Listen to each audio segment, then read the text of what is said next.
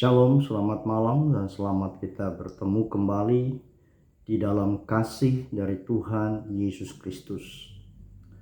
Salam sejahtera dari Tuhan Yesus Kristus menyertai kita sekalian malam hari ini.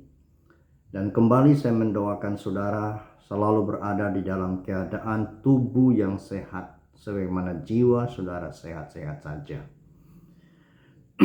Malam hari ini kita akan kembali belajar tentang Roh Kudus.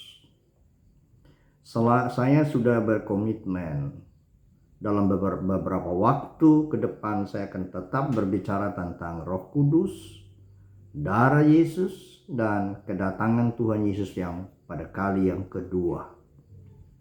Sebab darah Yesus itu menghapus dosa kita, dan Roh Kudus itulah yang memimpin kita untuk mendapat pengampunan, dan Roh Kudus yang sama yang mempersiapkan kita untuk menjadi mempelai perempuan, untuk menyongsong kedatangan mempelai laki-laki yang saya yakini, pribadi saya yakini, tidak akan lama lagi Yesus Tuhan yang kita nantikan akan datang kembali untuk menyambut setiap orang yang percaya dan yang bersedia dan yang menunggu kedatangannya. Malam hari ini kita akan belajar apa yang dapat dilakukan manusia terhadap Roh Kudus. Apa yang dapat dilakukan oleh manusia terhadap Roh Kudus. Dalam khotbah saya beberapa waktu yang lalu saya sudah berbicara bahwa Roh Kudus itu satu pribadi. Roh Kudus itu bukan sekedar satu kuasa. Roh Kudus itu bukan sekedar satu gerakan, tapi Roh Kudus itu satu pribadi. Karena dia satu pribadi, maka kita bisa bergaul dengan dia sebagai pribadi dengan pribadi. Kita dapat perlakukan dia sebagai satu pribadi. Kita bisa menerima dia dalam kehidupan kita sebagai satu pribadi. Dan kita bisa menjalin hubungan dengan Roh Kudus itu sebagai pribadi dengan pribadi. Sama saudara menjalin hubungan dengan seorang wanita atau pria menjadi suami atau istri saudara secara pribadi. Demikian pun sebenarnya kita harus menjalin hubungan pribadi dengan pribadi antara kita orang yang percaya dengan Roh Kudus. Sebab dialah yang mempersiapkan kehidupan kita untuk bertemu dengan Tuhan. Tanpa dia kita tidak mungkin dan tidak akan mampu dan tidak akan pernah mampu menjalani kehidupan yang sudah ditentukan oleh Tuhan Yesus bagi kita. Supaya kita layak bertemu dengan dia, dengan Tuhan Yesus. Tetapi saudara kita melihat malam ini apa yang sering dilakukan manusia terhadap Roh Kudus. Kalau kita membaca di dalam Kejadian pasal 6 ayat 3. Kita buka bersama kitab Kejadian pasal 6 ayat 3.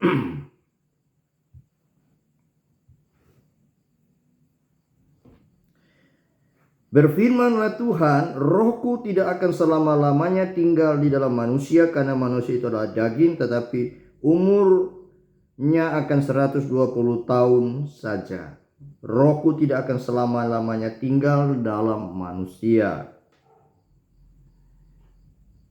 Jadi kalau kita melihat akan hal ini dan kita teliti, berarti manusia itu dapat mendukakan, menyedihkan roh.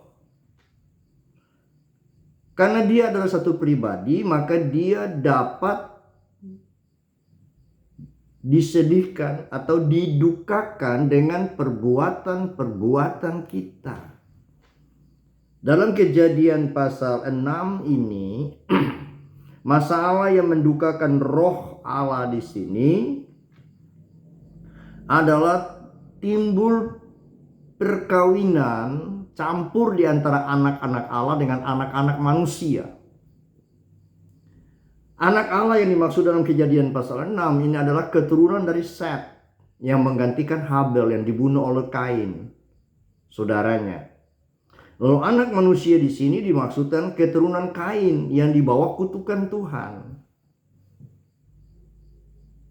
Nah, setelah berkembang, maka anak-anak Allah yang disebut anak-anak Allah keturunan Set ini menikah dengan anak-anak dari keturunan Kain yang disebut anak-anak manusia. Nah, inilah hal-hal yang tidak menyenangkan hati Allah. Roh Kudus itu dapat didukacitakan kalau kita selalu bertindak menurut mau kita sendiri.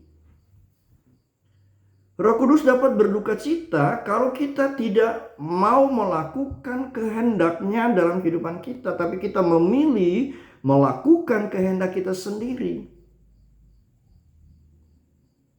Sebenarnya banyak anak-anak Allah yang perempuan. Kenapa mereka harus mengambil anak-anak manusia untuk menjadi istri mereka? Berarti dalam hal ini mereka melanggar, dengan sengaja melanggar apa yang menjadi kehendak Allah. Sehingga roh Allah itu berduka cita. Kalau hidup kita ini selalu dengan kehidupannya selalu melanggar apa yang Allah mau kita lakukan, maka suatu ketika Roh Kudus itu akan didukacitakan. Dia akan sedih. Dan kalau Roh Kudus itu sudah berduka, resikonya pasti ada. Kalau kita melihat di sini, berfirmanlah Tuhan, Rohku tidak akan selama-lamanya tinggal dalam manusia. Satu resikonya. Rohku tidak selama-lamanya tinggal di dalam manusia. Jadi kalau saudara yang sudah dipenuhi oleh Roh Kudus sudah hadir dalam kehidupan saudara, lalu kemudian selalu setiap hari saudara melawan, menentang Roh Kudus, tidak mau dengar-dengaran kepada dia, satu ketika Roh Kudus datang akan pergi meninggalkan saudara. Rohku tidak akan diam selama-lamanya di dalam manusia, karena manusia itu adalah daging, tapi umurnya akan 120 tahun saja. Konsekuensi yang kedua, umur diperpendek. Kalau kita selalu melawan kehendak-kehendak daripada Roh Kudus dalam kehidupan kita, maka konsekuensi yang pertama, dia tidak akan mau tinggal lagi dalam kehidupan kita.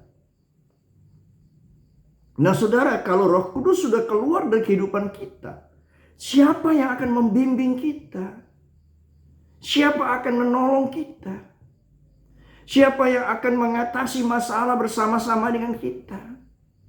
Siapa yang akan mempersiapkan kita untuk menjadi mempelai perempuan bagi mempelai laki-laki? Siapa yang bisa menolong kita untuk dapat melakukan firman Tuhan? Sebab tanpa Roh Kudus kita tidak akan pernah mampu melakukan permintaan Tuhan di dalam firman-Nya untuk hidup sesuai dengan kehendak Tuhan. Nanti kita kembali lagi kepada hukum Taurat. Di mana manusia tidak mampu melakukan hukum Taurat itu. Salah satu salah kepada semuanya.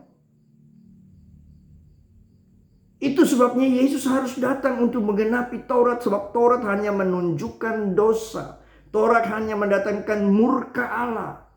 Dan Yesus telah menanggung murka Allah itu untuk menggenapi Taurat, saudaraku. Jadi kalau Roh Kudus selalu dilawan, dan kita tidak mau belajar mendengar perintahnya, tidak mau mengikuti apa yang ditetapkan dalam kehidupan kita, suatu ketika dia akan keluar meninggalkan kehidupan kita. Dan konsekuensinya apa? Itu yang saya katakan tadi. Dikeluar kita, dan kita akan berjalan seorang diri di dunia ini. Dan apa yang bisa kita lakukan untuk melakukan firman Allah? Karena ada banyak hal yang Allah mau kita lakukan, yang Lakukan yang tidak kita mampu melakukan dengan kemampuan kekuatan kita. Rasul Paulus, orang rasul yang besar, juga berkata, tatkala aku ingin berbuat baik, jahat pun sudah ada. Wahai aku orang yang celaka. Dan dia bersyukur kepada Yesus, dia bersyukur pada Kristus. Karena Roh Kuduslah yang melepaskan dia daripada semua hal itu. Saudara bisa mempunyai hidup berkemenangan karena Roh Kudus menyertai kehidupan saudara. Kalau Roh Kudus tidak ada dalam kehidupan saudara, apa artinya hidup ini? Kalau saya mau berkata dengan jujur dan tegas, kekristenan tanpa Roh Kudus, apa artinya itu, saudaraku? Tinggal nama, tidak ada urapan, tidak ada kuasa. Tidak bisa menyatakan kemuliaan Allah. Konsekuensi yang kedua, umur diperpendek. Jadi Roh Kudus itu satu pribadi, maka dia dapat didukacitakan. Kita lihat lagi di dalam Yesaya 63 ayat 10. Saya ingin mengajar ini saudara, supaya saudara benar-benar mengerti tentang Roh Kudus, sehingga saudara tidak berbuat semau hati saudara. Karena kita ini telah dipanggil, dipilih, dikhususkan untuk menjadi anak-anak Allah yang dengar-dengaran pada Allah. Dan yang membuat kita menjadi dengar-dengaran tidak lain, saudara, hanya firman dan Roh Kudus. Hanya firman saja itu belum lengkap, saudaraku. Harus firman dan Roh Kudus itulah yang bisa membuat kita ini mengerti dan hidup sesuai dengan kemauan Allah. Sebagai seorang bapa, dia ingin anaknya mentaati dia dan hidup menurut apa yang dia sudah tentukan. Demikian juga dengan Bapa yang ada di sorga. Dia sangat mengasihi kita, tapi dia juga tidak mau kita melawan kepada dia. Konsekuensinya tetap ada, saudara. Kita lihat di dalam Yesaya pasal yang ke-63 ayat yang ke-10, saudara.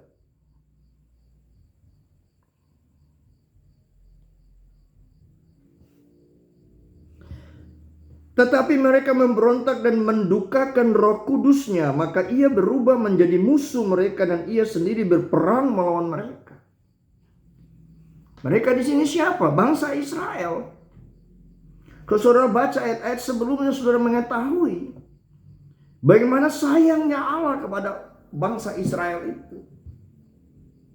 Sehingga dia berkata dalam ayat sebelumnya, waktu Israel dalam kesesakan, dia tidak mengutus utusan untuk menolong Israel, melainkan ia sendiri yang datang dan menolong Israel. Dan itu sudah dilakukan oleh Yesus, tetapi Israel tetap menolak Yesus. Ayat sebelum berkata dia menggendong Israel. Seorang bapa yang penuh kasih, dia menggendong anaknya.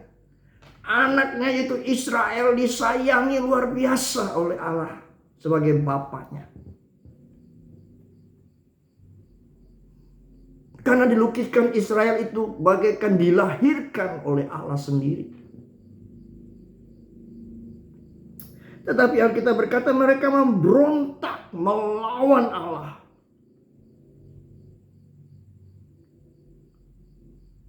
Memberontak ini lain dengan jatuh. Memberontak ini lain dengan lemah. Memberontak berarti ada kemauan untuk melawan Allah. Ada kehendaknya untuk melawan Allah, tidak mau dengar-dengaran pada Allah. Dan hal ini mendukakan Roh Allah. Kalau saudara ditegur oleh firman Allah, harus belajar tunduk. Dengar-dengaran. Kalau Roh Kudus berkata itu salah, harus dengar-dengaran. Kalau Roh Kudus berkata engkau berbuat itu hal yang keliru, yang salah, nah engkau berhenti di situ. Stop di situ, lalu perbaiki, lalu minta Roh Kudus kembali membimbing kehidupan saudara. Itu maunya Roh Kudus. Kalau tidak, berarti kita memberontak dan mendukakan Roh Allah. Setiap orang yang mendukakan Roh Allah itu pasti ada konsekuensinya yang dia harus terima. Dalam ayat ini katakan, tetapi mereka memberontak dan mendukakan Roh Kudusnya, maka ia berubah menjadi musuh mereka. Jadi apa yang terjadi? Kalau kita selalu mendukakan Roh Kudus dan tidak mau dengar-dengaran kepada dia, dia akan berubah menjadi musuh bagi kita. Dan Alkitab berkata, ia sendiri berperang melawan mereka. Saudara sudah mendengar Alkitab berkata, jika Allah di pihak kita, siapakah lawan kita? Tetapi kalau saudara menentang Allah, saudara menentang Roh Kudus, saudara mendukakan Roh Kudus, maka Allah akan berubah menjadi lawan bagi saudara. Siapakah saudara yang bisa berlawan-lawanan dengan Allah? Jangan kita seenaknya saja mengutip ayat firman Tuhan, jika Allah di pihak kita, siapakah lawan kita? Tanya dulu diri saudara, saudara itu siapa? Kalau Allah di pihak kita, siapa lawan kita? Tanya dulu, kita ini siapa? Apakah kita sebagai anak yang taat kepada Allah? Apa kita sebagai anak yang dengar-dengaran pada Allah? Kalau kita dalam posisi seperti itu, Allah pasti membela kita. Tetapi kalau kita berada di posisi yang sebaliknya, Allah pasti melawan kita.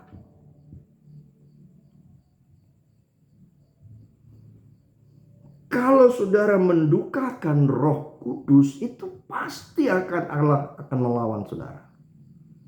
Dan tidak ada orang yang menolong saudara, sebab seorang berdosa sampai dia dapat diselamatkan, itu bukan hanya semata-mata oleh darah Yesus, tetapi oleh pertolongan Roh Kudus yang menyadarkan seorang manusia akan dosanya dan menginsafkan manusia akan dosanya, lalu memperkenalkan manusia itu dengan darah Yesus, dan di sana dia diampuni.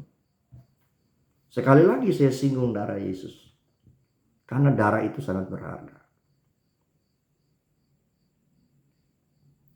Nah, kalau kita mendukakan Roh Kudus dan Roh Kudus berbalik menentang kita, apa yang akan jadi dengan kehidupan kita? Siapa yang bisa menolong kita? Itu sebabnya saya mengajar tentang Roh Kudus ini, supaya saudara betul-betul mengerti, mengenal tentang Roh Kudus, lalu saudara mengasihi dia, supaya dia menjadi rekan kerja saudara, menjadi kawan sekerja saudara, dan menjadi pendamping, penolong di dalam kehidupan saudara. Yang kedua, Roh Kudus itu dapat dihina karena dia satu pribadi. Kita lihat dalam Ibrani pasal 10 ayat 29.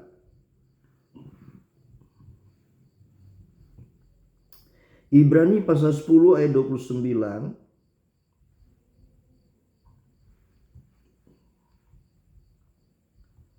Berbunyi demikian, saudara.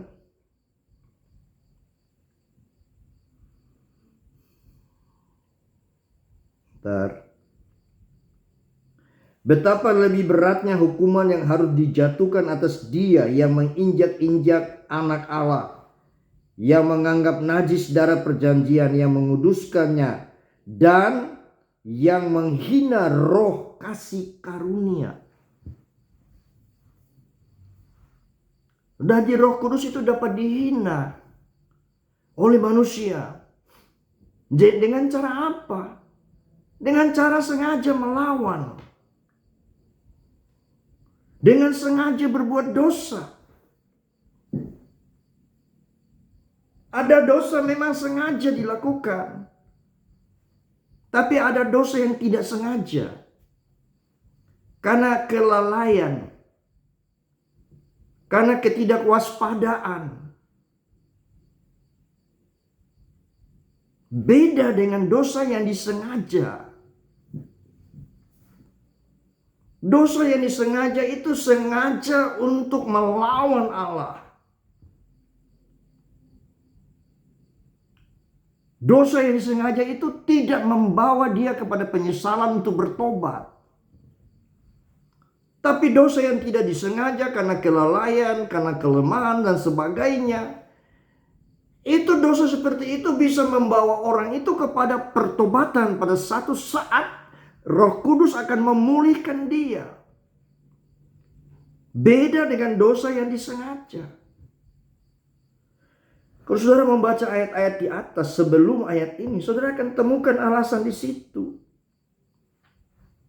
Sengaja berbuat dosa, sengaja melanggar keselamatan yang disediakan oleh Yesus Kristus. Sengaja menginjak-injak darah yang kudus dari Yesus Kristus. Yang perkataan lain, menghina darah penebusan Kristus. Tidak menerima darah Yesus sebagai satu-satunya yang dapat menguduskan, menyucikan dosanya. Itu yang dapat menghina Roh Kudus. Alkitab berkata, dan yang menghina roh kasih karunia. Dari Roh Kudus itu yang membawa kita kepada kasih karunia Allah. Roh Kudus itulah yang membawa kita yang berdosa ini untuk menerima kasih karunia Allah, keselamatan oleh darah Yesus Kristus. Nah, kalau kita sudah menghina roh kasih karunia, apa jadi dengan kehidupan kita? Maka saya ingin malam ini saudara mengerti baik siapa Roh Kudus itu. Dia adalah pribadi Allah, salah satu pribadi Allah di dalam ketritunggalan Allah. Sebagaimana kita menghormati Bapa Sorgawi, kita menghormati Tuhan Yesus Kristus, kita juga harus menghormati Roh Kudus. Bahkan supaya saudara tahu, Yesus sangat menghormati Roh Kudus. Kalau dalam kenyataan sekarang ini, saudara, saya melihat Roh Kudus itu seolah-olah dalam orang hidup orang percaya dalam gereja itu seolah-olah sebagai suatu semboyan yang tidak ada artinya, satu ucapan yang tidak ada pengaruhnya. Lebih banyak dihotbahkan tentang Tuhan Yesus, dan itu memang harus. Tetapi saya katakan kepada saudara berulang kali, tanpa Roh Kudus tidak ada arti semua itu, saudaraku. Khotbah yang lalu sudah dengar. Yesus tidak akan ada di dunia ini kalau bukan Roh Kudus yang menaruh benih itu di dalam rahim Maria.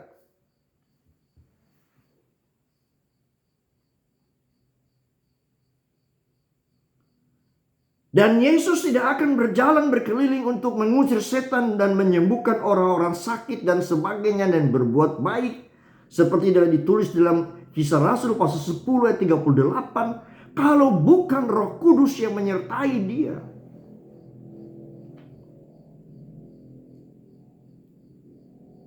Dan begitu hormatnya Tuhan Yesus pada Roh Kudus. Sehingga dia meminta kepada Bapa untuk memberikan itu. Mengutus Roh Kudus itu masuk dalam kehidupan anak-anak yang dikasihi, yaitu saya dan saudara. Kenapa? Why saudara tidak mau menerima Yesus? Tidak mau menerima Roh Kudus dalam kehidupan saudara? Gereja mula-mula begitu perlu akan Roh Kudus. Mereka menerima pemberitaan firman Tuhan. Diri mereka dibaptis. Lalu rasul-rasul datang menumpangkan tangan supaya mereka penuh dengan Roh Kudus. Betapa pentingnya Roh Kudus dalam gereja mula-mula. Lalu gereja akhir zaman ini apa? Apa yang dihotbahkan di dalam gereja akhir zaman ini? Dan dihotbahkan berkat, mengatasi masalah, bagaimana supaya diberkati, bayar persepuluhan, bagaimana mencari keuangan untuk membangun gereja-gereja yang megah. Tapi kadang kita mendengar berita tentang darah dan Roh Kudus. Kudus. Dan itu adalah inti keselamatan kita di dalam Yesus Kristus oleh Roh Kudus.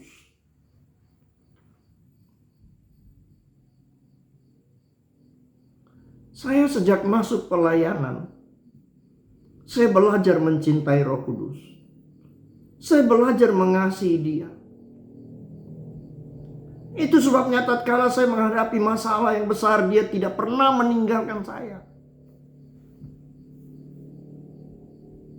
Sekarang kalau saya bisa kuat, saya bisa kembali di dalam pekerjaan Bapa, itu bukan karena kuatku, bukan karena gagahku, tapi karena Roh Kudus yang mendampingi aku. Di dalam masa diamnya aku, Roh Kudus ada dengan aku, memimpin aku, memberikan ketenangan kepadaku dan memberkati aku. Nah sekarang kalau aku kembali melayani, lalu ada yang menentang, ya itu bukan urusanku. Itu urusan Roh Kudus yang membawa aku kembali ke dalam pekerjaan yang telah ditentukan Bapa untuk aku. Ya urusan orang-orang yang menentang aku berurusan dengan Roh Kudus. Bagi saya tidak ada persoalan. Palingan saya tersenyum saja, sebab yang saudara lawan bukan saya. Yang saudara lawan adalah Roh Kudus sendiri. Karena hidupku ini bukannya aku lagi, melainkan Kristus yang hidup di dalam aku. Kristus hidup dalam aku dengan cara apa? Dengan cara Rohnya hidup di dalam aku.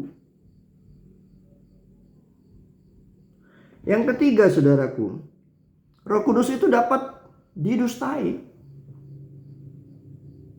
Roh Kudus itu manusia dapat berdusta kepada Dia, tapi Dia tidak dapat didustai, saudaraku. Manusia bisa berdusta, tapi Dia tidak dapat didustai. Dia tahu bahwa saudara berdusta kepada Dia, dan jangan coba-coba berdusta kepada Roh Kudus. Dan juga jangan coba-coba berdusta kepada orang yang di dalam hidupnya ada Roh Kudus yang berdiam. Karena apa, saudaraku? Karena salah satu karunia daripada Roh Kudus adalah karunia marifat. Marifat itu adalah satu pengetahuan khusus dari Allah yang diberikan dalam satu situasi dan suasana dan waktu yang khusus untuk mengetahui hal-hal yang tersembunyi. Kita lihat dalam Kisah Para Rasul 5 ayatnya yang ketiga.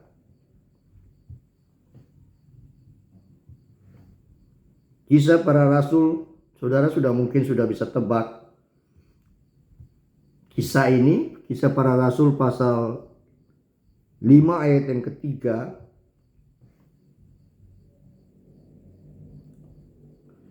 Tapi Petrus berkata kepada Ananias, "Mengapa hatimu dikuasai iblis sehingga engkau mendustai Roh Kudus dan menahan sebagian dari hasil penjualan tanah itu?" Kisah ini sudah dengar banyak kali di gereja. Di mana gereja mula-mula gitu, gereja mula-mula itu hidup dengan berdasarkan kasih persaudaraan, yang lebih menyerahkan kelebihannya untuk membantu yang kurang. Dan Ananias salah seorang yang menjual tanahnya, dan dia menyerahkan hasilnya ke kaki rasul-rasul untuk dibagikan. Yang menjadi persoalan di sini karena Ananias berdusta.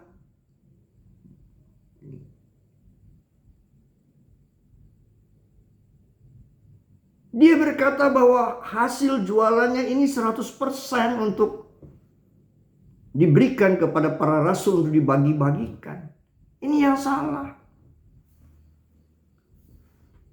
Karena itu semua dalam kuasa tangannya. Dia hanya jujur saja. Tanah ini kujual dengan harga 100.000. Dan aku menahan 50.000 untuk aku dan 50.000 ku persembahkan. Itu tidak salah. Itu hak dia. Allah tidak menuntut berlebihan dari kita. Tapi jangan coba berdusta. Ditanya.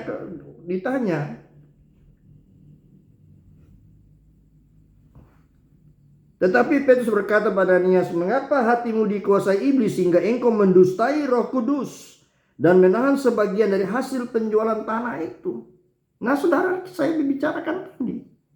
Petrus tahu, Petrus secara manusia, tapi Roh Kudus yang ada dalam Petrus itu yang memberikan karunia marifat, pengetahuan Allah pada saat itu yang mengungkapkan dusta daripada Ananias. Dikatakan, "Selama tanah itu tidak dijual, bukankah itu tetap kepunyaanmu? Dan setelah dijual, bukankah hasil itu tetap dalam kuasamu? Mengapa engkau merencanakan perbuatan itu dalam hatimu? Engkau bukan mendustai manusia, tapi engkau mendustai Allah." Jadi kita mendustai Roh Kudus itu sama kita mendustai Allah, karena Roh Kudus memang Allah. Ingat saudara, Roh Kudus itu Allah. Jadi jangan kesampingkan Roh Kudus dalam kehidupan saudara dan saya. Sama saja sudah kesampingkan Allah.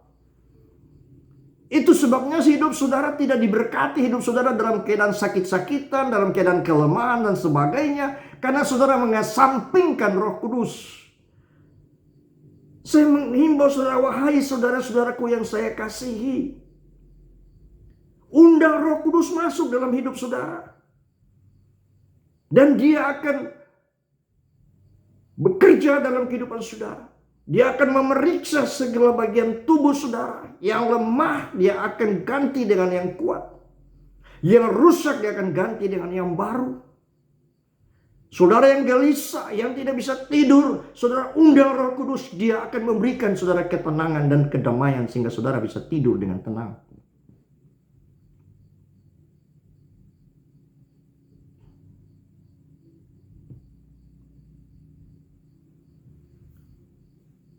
Saudara, kita jangan berdusta kepada Roh Kudus dan kepada orang-orang yang penuh dengan Roh Kudus. Saya sudah pengalaman hal itu.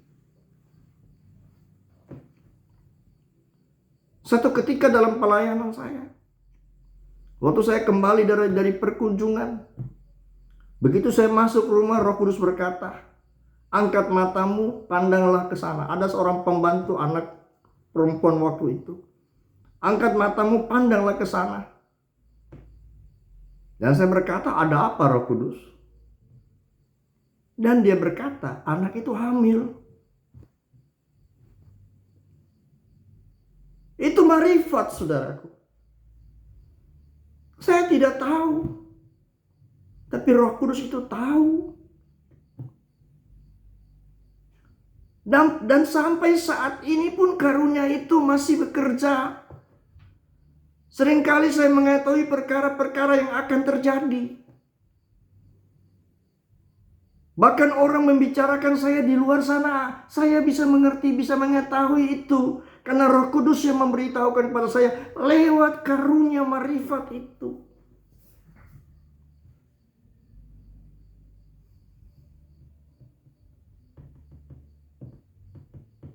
Petrus dipakai dengan karunia marifat sehingga dia berkata, "Ananias, kenapa kamu berdusta kepada Roh Kudus?" Karena Roh Kudus saat itu ada di dalam Petrus. Maka dia berdusta pada Petrus sebagai manusia. Dia tidak sadar bahwa di dalam Petrus ada Roh Kudus, pribadi yang agung, yang maha tahu, karena dia adalah Allah. Maka saudara, manusia bisa berdusta pada Roh Kudus, tapi Roh Kudus tidak dapat didustai. Kalau saudara membawa persembahan, bawalah persembahan.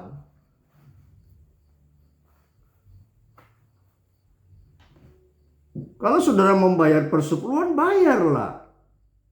Tapi harus dengan jujur.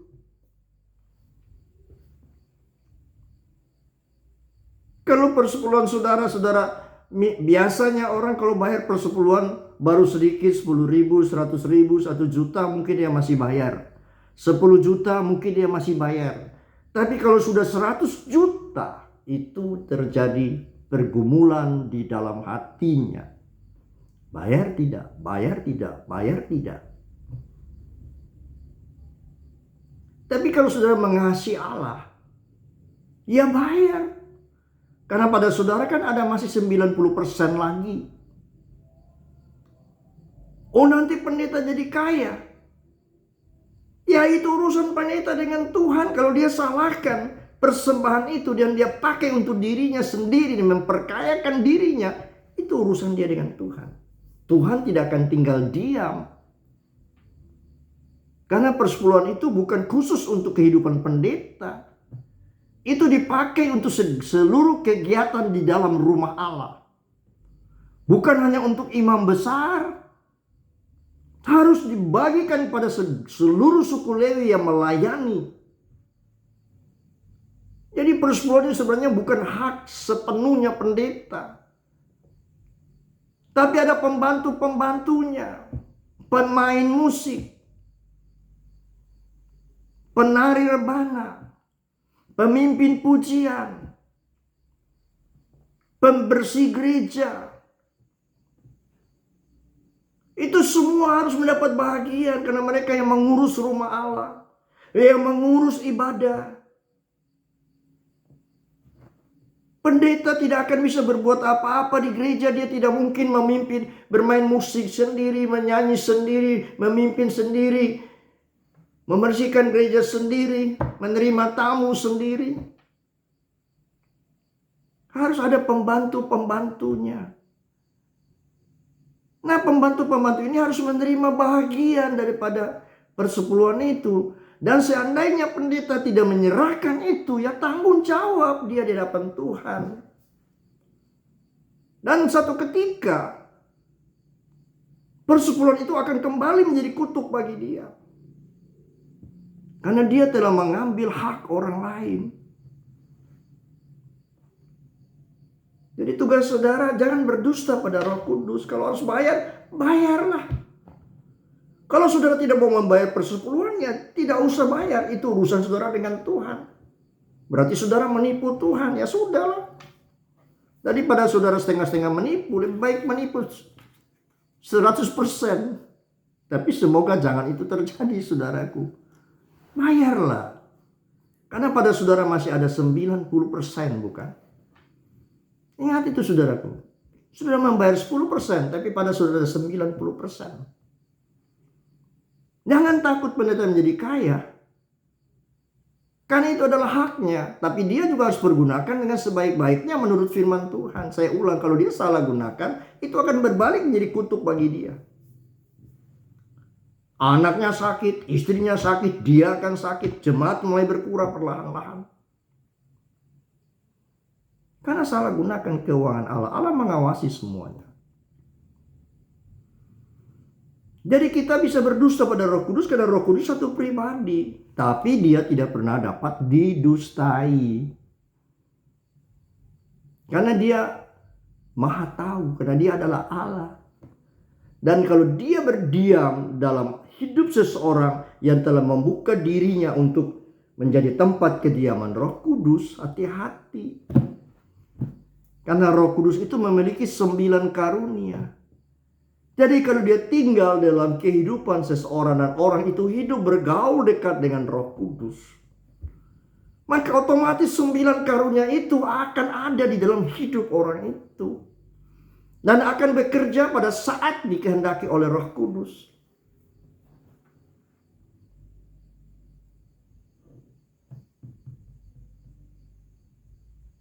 Saya telah menikmati semua itu. Karunia membedakan roh, saya bisa mengerti dalam pelayanan saya. Apakah ini roh setan atau roh daging atau roh Allah?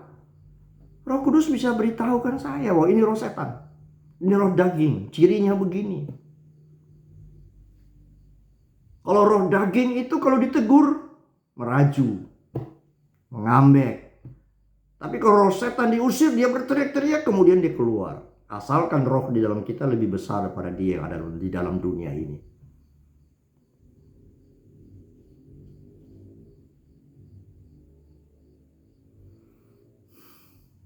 Jadi Roh Kudus itu kita bisa berdusta, tapi dia tidak dapat didustai oleh manusia. Selanjutnya kita melihat apa yang bisa dilakukan oleh manusia kepada Roh Kudus. yaitu Roh Kudus dapat dihujat. Matius 12 ayat 24 sampai 31. Injil Matius 12 ayat 24 sampai 31. Kita lihat cepat ayat ini. Matius 12 ayat 24 sampai 31. Tetapi ketika orang Farisi itu mendengarnya, mereka berkata, dengan Beelzebul, penghulu setan, ia mengusir setan. Tetapi Yesus mengetahui pikiran mereka, lalu berkata kepada mereka, setiap kerajaan yang terpecah-pecah pasti binasa, dan setiap kota atau rumah tangga yang terpecah-pecah tidak dapat bertahan. Demikianlah juga kalau iblis mengusir iblis, ia pun terbagi-bagi dan melawan dirinya sendiri. Bagaimanakah kerajaannya dapat bertahan? Jadi jika aku mengusir setan dengan kuasa Beelzebul, dengan kuasa siapakah pengikut-pengikutmu mengusirnya? Sebab itu mereka lah yang akan jadi hakimmu. Tetapi jika aku mengusir setan dengan kuasa Roh Allah, maka sesungguhnya kerajaan Allah sudah datang. Jadi saudara lihat, mengusir setan dengan kuasa Roh Allah. Hanya Roh Allah yang membuat kita sanggup mengusir setan.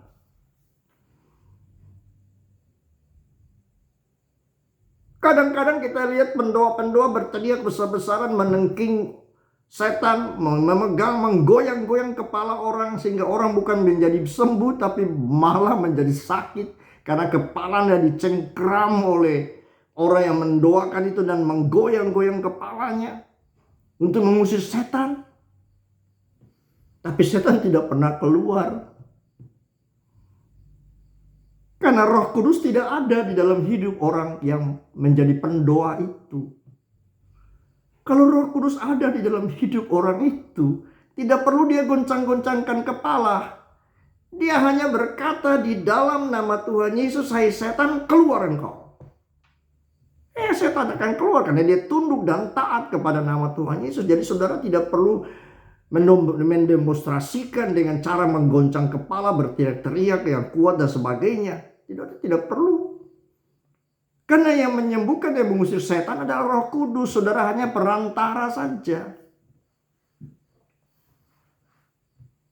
Sadarlah. Tuhan Yesus berkata ini, tetapi jika aku mengusir setan dengan kuasa Roh Allah, bukan kuasaku, bukan kuasa Yesus.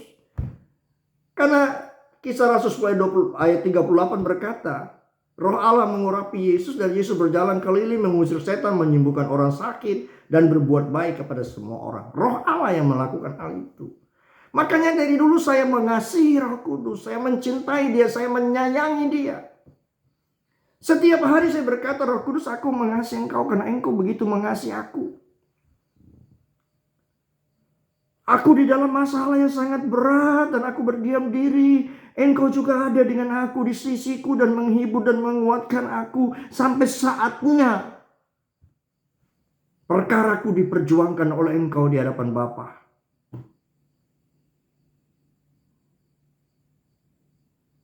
Dan sekarang dia bekerja bersama dengan saya. Dan saya yakin sepenuhnya Roh Kudus ada dalam kehidupan saudara. Saudaramu berkata apa, terserah saudara. Tapi satu hari Roh Kudus akan perlihatkan bahwa dia ada dalam hidup ini. Lalu seterusnya kita lihat. Atau bagaimana orang dapat memasuki, ya kita sampai di ayatnya yang ke-31. Atau bagaimana orang dapat memasuki rumah seorang yang kuat dan merampas harta bendanya apabila tidak diikatnya dahulu orang kuat itu. Sesudah diikatnya baru ia dapat merampok rumah itu.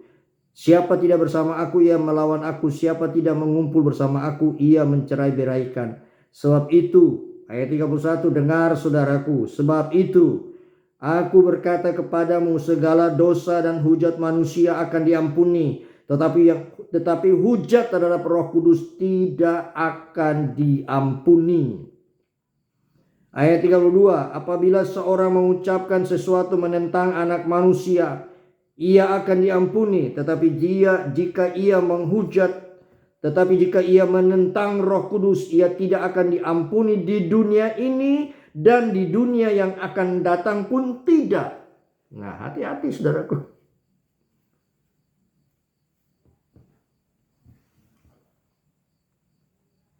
Segala hujat terhadap anak manusia dapat diampuni.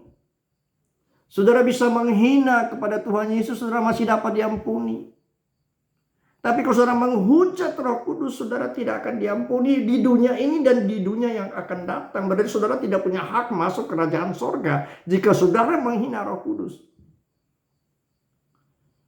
Saudara akan berkata, bagaimana saya tahu saya menghina Roh Kudus? Saya memberikan jawaban kepada saudara. Ada dalam Alkitab. Ini peristiwa Yesus menyembuhkan seorang yang dirasuk setan, membuat dia menjadi bisu dan tuli. Yesus mengusir setan itu keluar dan dia bisa berbicara. Lalu kemudian orang Farisi yang mendengar orang banyak berkata bahwa dia menyembuhkan dengan kuasa Allah yang maha tinggi. Orang Farisi berkata bukan, dia menyembuhkan dengan penghulu setan atau Beelzebul. Ini kategori menghujat.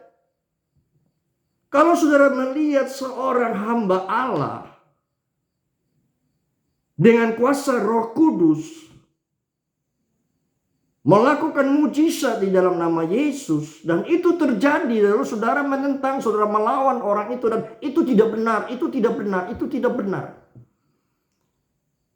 Selalu apa yang Roh Kudus perbuat untuk seseorang perbaiki hidup orang itu, saudara akan berkata tidak mungkin, tidak mungkin. Orang itu dosa terlalu besar, tidak mungkin Roh Kudus mengampuni dia. Aneh saudaraku. Saudara bukan Allah yang bisa menentukan nasib manusia. Bukan. Saudara bukan Allah. Saudara bukan Allah yang bisa menentukan dosa ini diampuni atau tidak diampuni. Saudara bukan Allah. Saudara manusia yang penuh dengan kelemahan dan dosa. Mungkin ada dosa yang saudara sembunyikan saat ini yang belum saudara buka. Dan satu hari Allah akan buka dosa saudara. Sementara saya menyampaikan firman Allah malam ini, karunia marifat bekerja. Ada di antara para hamba Allah yang menyembunyikan dosa. Dan satu ketika dosa itu akan diungkapkan. Catat apa yang saya sampaikan malam hari ini. Ada satu hamba Allah di kota ini yang sementara menyembunyikan dosanya. Tapi Tuhan akan membukakan itu. Percaya saudaraku, karunia marifat tidak akan pernah salah.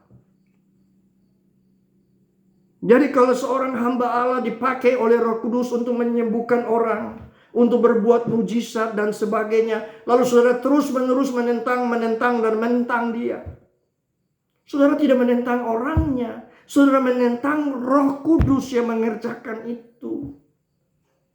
Seandainya saya dipakai oleh Roh Kudus karena dia ada dalam hidup saya untuk melakukan mujizat misalnya, menyembuhkan orang sakit, saudara berkata tidak mungkin Tuhan akan pakai dia karena dia seorang berdosa.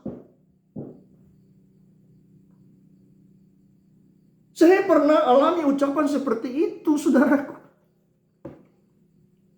Waktu satu mujizat besar terjadi di Tobelo pada waktu itu. Ada orang berkata, tidak mungkin dia kan seorang berdosa, bagaimana Allah bisa memakai dia? Siapakah saudara yang bisa menentukan mana orang yang bisa dipakai oleh Allah dan mana yang tidak bisa dipakai oleh Allah? Allah baru berdaulat di dalam kekuasaannya sendiri dan saudara tidak berhak untuk memerintah Allah menuruti keinginan hati saudara sendiri.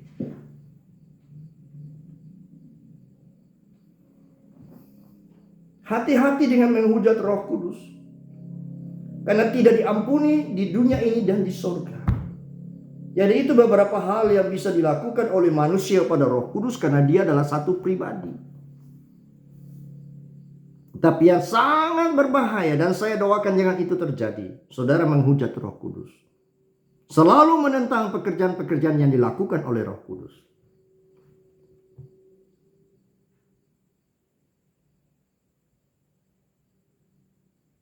Saudara melihat tanda-tanda ajaib, tanda-tanda mujizat, tanda-tanda heran yang dikerjakan Roh Kudus melalui salah seorang hambanya. Lalu saudara selalu menentang dan menceritakan kejelekan hamba itu dan tidak mungkin hamba itu akan dipakai dan sebagainya. Saudara menentang Roh Kudus. Saudara menghujat Roh Kudus. Saudara tidak menghujat hamba itu, tapi saudara menghujat dia yang ada di dalam hamba itu.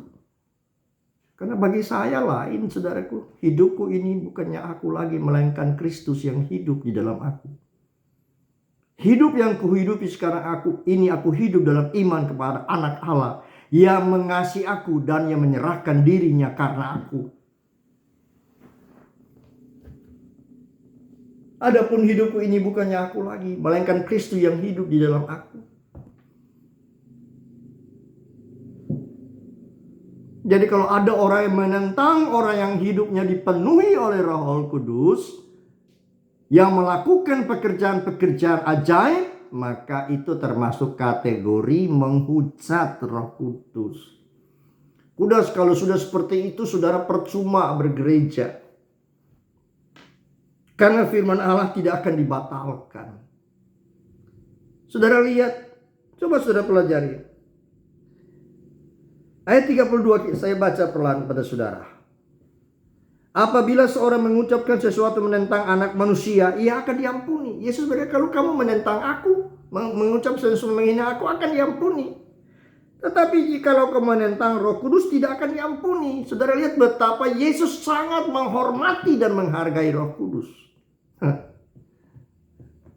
Saudara lihat ayat ini kan? Kalau hujat kepada aku, kalian mengatakan apa-apa jelek tentang aku bisa mengampuni. Tapi kalau kamu menghujat Roh Kudus, kamu tidak diampuni. Ancaman yang luar biasa, saudaraku. Jadi saudara pikir baik-baik. Kalau saudara sakit tidak sembuh-sembuh,